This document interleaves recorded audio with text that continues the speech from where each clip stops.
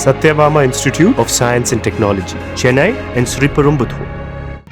தவறுதலாக ஒரு எண்ணிற்கு கால் செய்து பின் அதுவே கைகலப்பாக மாறிய சம்பவம் அரங்கேறியிருக்கிறது. நடிகர் வடிவேலு பட பாணியில் நடந்த இந்த சம்பவம் அப்பகுதியில் பரபரப்பை ஏற்படுத்தியுள்ளது.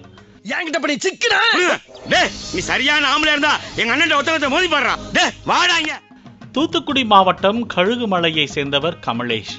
இவர் நெல்லையில் உள்ள தனியார் சோலார் நிறுவனத்தில் வேலை பார்த்து வருகிறார். இந்த நிலையில் வேலை முடிந்துவிட்டு தனது நண்பரிடம் பேசுவதற்காக செல்போனில் சில எண்களை டயல் செய்திருக்கிறார்.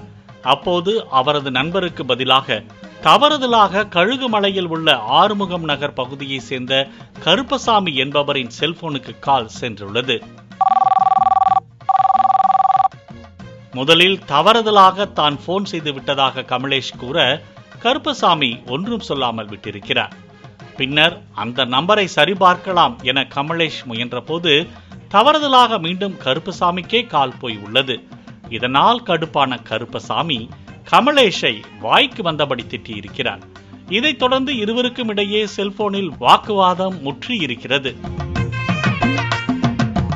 அப்போது நடிகர் வடிவேலு பட பாணியில், "நீ எங்க இருக்க, உன் முகவரியை சொல்லுடா" என கருப்பசாமி கேட்க, அதற்கு கமலேஷ், "ஆறுமுகம் நகர் பஸ் நிறுத்தம் அருகே நான் வருகிறேன், தைரியம் இருந்தா நீ வா" என கருப்பசாமியிடம் கூறியுள்ளார்.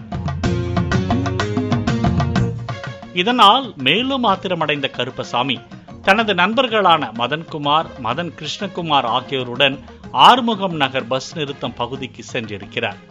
அப்போது அங்கு கமலேஷ் தனது அண்ணன் மாதேஷ் மற்றும் உறவினர்களுடன் வந்திருக்கிறார். இதையடுத்து இரு தரப்பினரும் ஒருவரை ஒருவர் தாக்கிக் கொண்டு மோதலில் ஈடுபட்டதால் அப்பகுதியில் பரபரப்பு ஏற்பட்டது. பின்னர் இது குறித்து தகவல் அறிந்து வந்த போலீசார் இரு தரப்பையும் காவல் நிலையத்திற்கு அழைத்துச் சென்று விசாரணை மேற்கொண்டனர். பின்னர் இரு தரப்பினர் கொடுத்த புகாரின் பேரில் போலீசார் வழக்கு பதிவு செய்து கருப்பசாமி, மதன்குமார், கமலேஷ் உள்ளிட்ட 5 பேரையும் கைது செய்தனர். கவனக்குறைவாக ஒரு நம்பர் மாத்தி போட்டதற்கே எவ்வளவு பெரிய கலவரம் என அப்பகுதி மக்கள் வாயடைத்து போயிருக்கிறார்களா? Satyabama Institute of Science and Technology, Chennai and Sriperumbudur. Play Store மற்றும் App Storeல் இருந்து பாலிமர் செயலியை QR கோடு மூலம் பதிவிறக்கம் செய்யுங்கள். செய்திகளை உடனுக்குடன் பெறுங்கள்.